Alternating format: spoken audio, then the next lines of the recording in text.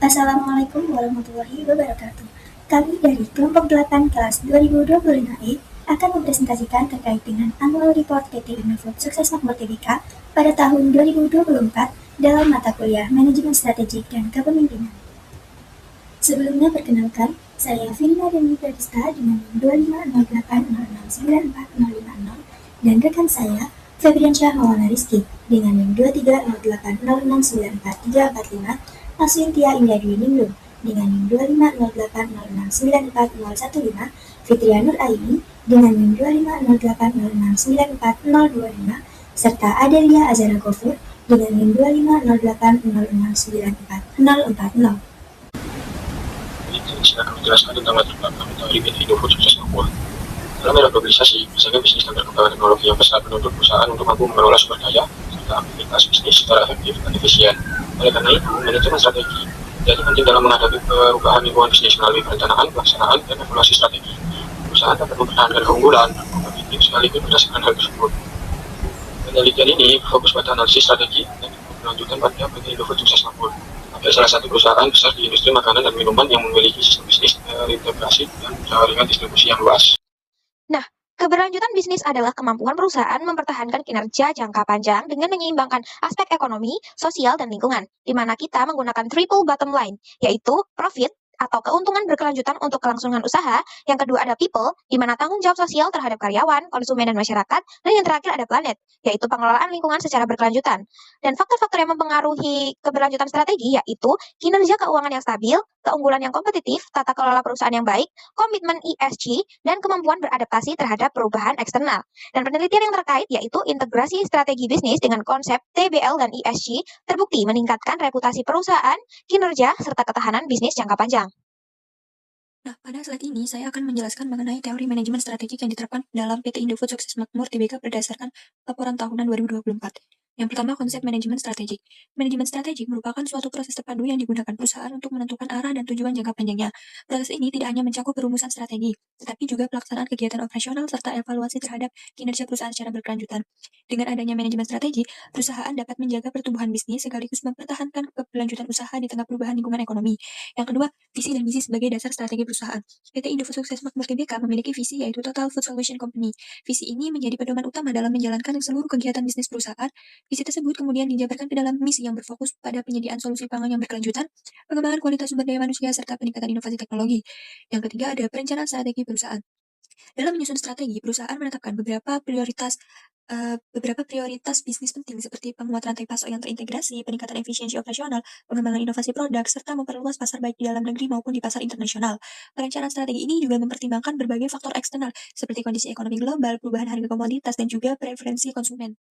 Yang keempat, implementasi strategi dalam organisasi. Pelaksanaan strategi dilakukan melalui pembagian kegiatan usaha ke dalam beberapa strategi bisnis group atau SBG. Setiap kelompok usaha memiliki fokus operasional masing-masing, namun tetap berada dalam satu sistem strategi perusahaan yang terintegrasi sehingga tujuan perusahaan dapat tercapai secara efektif. Yang terakhir ada evaluasi dan pengendalian strategi. Perusahaan secara berkala melakukan evaluasi terhadap kinerja keuangan, operasional, serta aspek keberlanjutan. Melalui evaluasi ini, manajemen dapat menilai apakah strategi yang diterapkan sudah berjalan dengan baik atau perlu dilakukan penyesuaian agar tetap relevan dengan kondisi lingkungan bisnis. Dengan demikian, manajemen strategi berperan penting dalam memastikan bahwa seluruh kegiatan perusahaan berjalan secara terarah, terintegrasi, dan mampu mendukung pertumbuhan perusahaan secara berkelanjutan. Kemudian, pada slide ini saya akan menjelaskan mengenai tipe-tipe strategi umum menurut Mills and Snow. Dalam teori manajemen strategi, Mills and Snow mengelompokkan strategi organisasi menjadi 4 tipe yang utama, yaitu yang pertama, defender, yang kedua, prospektor, yang ketiga, analizer, dan yang terakhir, reaktor. Pengelompokan ini didasarkan pada bagaimana perusahaan merespon perubahan lingkungan bisnis, serta bagaimana mereka menyesuaikan struktur organisasi dan sistem operasionalnya. Yang pertama adalah strategi defender. Strategi ini berfokus pada mempertahankan stabilitas dalam pasar yang sudah jelas. Perusahaan dengan strategi ini biasanya memiliki produk yang sudah mapan dan berusaha menjaga posisinya melalui efisiensi biaya, meningkatkan kualitas produk, serta konsistensi pelayanan kepada konsumen. Dengan tujuan utamanya yaitu mempertahankan keunggulan kompetitif yang dimiliki. Yang kedua adalah strategi prospektor. Strategi ini menekankan bahwa ada inovasi dan pencari peluang baru. Perusahaan yang menggunakan strategi ini cenderung aktif mengembangkan produk baru, memasuki pasar baru, serta mencoba berbagai pendekatan bisnis yang berbeda. Fokus utamanya adalah pertumbuhan dan eksplorasi peluang, meskipun hal tersebut sering disertai dengan tingkat risiko yang lebih tinggi. Selanjutnya adalah strategi analyzer. Strategi ini merupakan kombinasi antara defender dan prospektor. Perusahaan tetap menjaga stabilitas pada bisnis inti yang sudah memberikan keuntungan, tetapi juga secara efektif mengikuti atau mengadopsi inovasi yang telah terbukti berhasil di pasar. Dengan demikian, perusahaan dapat menjaga keseimbangan antara efisiensi operasional dan peluang pertumbuhan. Yang terakhir adalah strategi reaktor.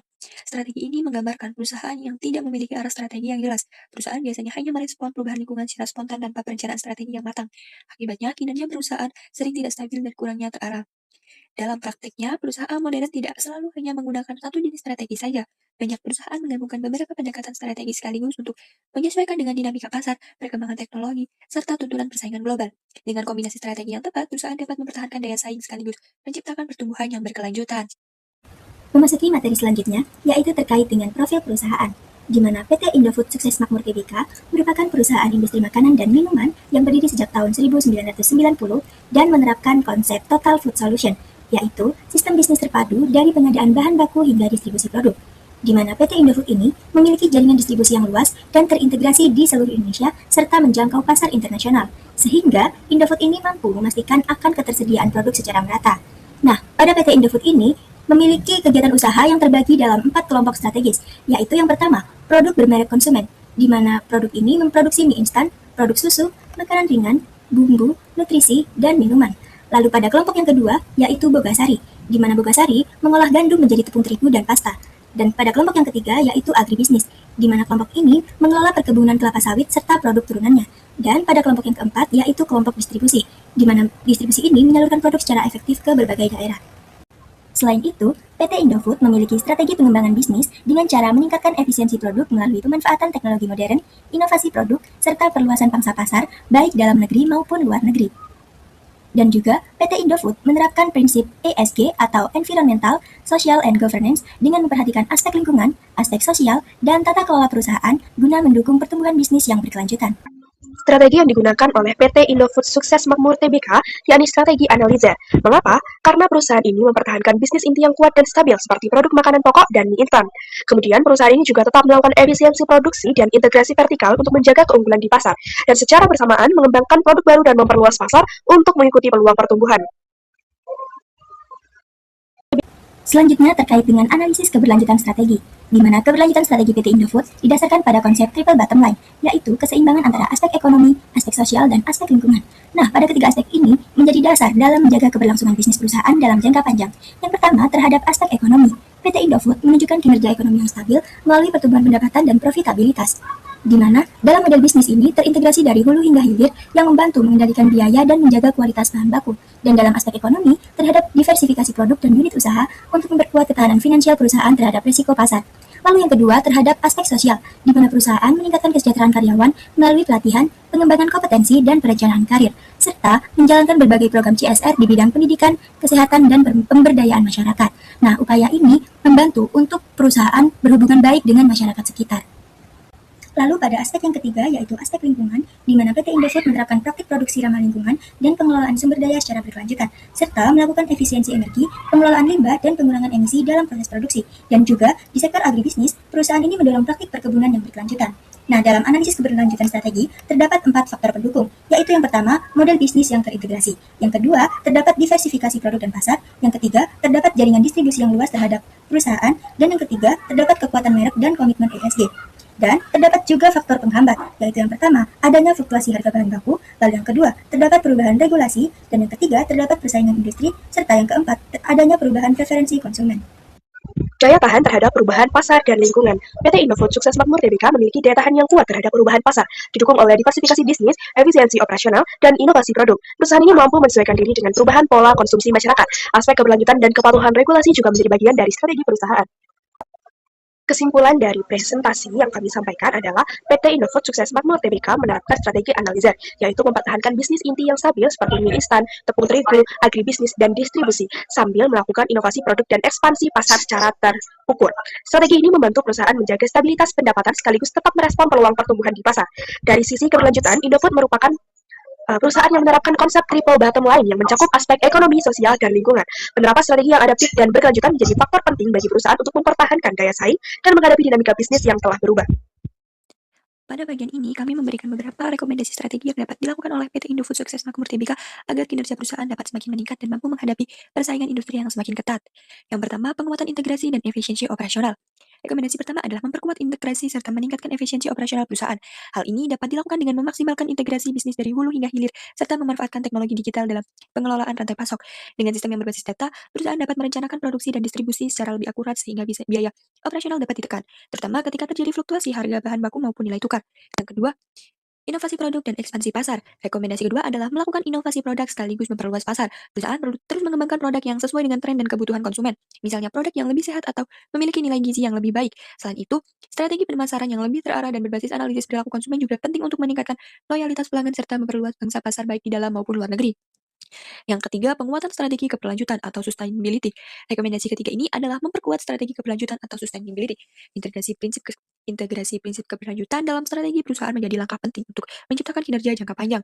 Hal ini dapat dilakukan melalui peningkatan efisiensi energi, pengelolaan limbah yang lebih baik, serta penggunaan kemasan yang lebih ramah lingkungan. Dengan strategi ini, perusahaan tidak hanya meningkatkan citra positif, tetapi juga mendukung pembangunan yang berkelanjutan. Yang keempat, pengelolaan keuangan dan investasi yang sehat. Rekomendasi keempat adalah menjaga pengelolaan keuangan dan investasi yang sehat. Perusahaan perlu memastikan bahwa struktur permodalan tetap stabil serta mengarahkan investasi pada sektor bisnis yang memiliki potensi pertumbuhan dan tingkat profitabilitas yang tinggi. Selain itu, perusahaan juga perlu mempertimbangkan berbagai risiko eksternal, seperti perubahan regulasi maupun ketidakpastian kondisi ekonomi global, agar keputusan investasi yang diambil tetap tepat dan berkelanjutan. Yang kelima, yaitu peningkatan daya saing jangka panjang. Rekomendasi kelima adalah meningkatkan daya saing perusahaan dalam jangka panjang. Hal ini dapat dicapai melalui kombinasi beberapa strategi, seperti peningkatan efisiensi operasional, inovasi produk yang berkelanjutan, penerapan strategi keberlanjutan, serta manajemen risiko yang baik. Dengan penerapan strategi tersebut, perusahaan diharapkan mampu memperkuat posisi kompetitifnya di industri serta menciptakan nilai yang berkelanjutan bagi seluruh pemangku kepentingan. Demikian yang dapat kami sampaikan. Terima kasih. Wassalamualaikum warahmatullahi wabarakatuh.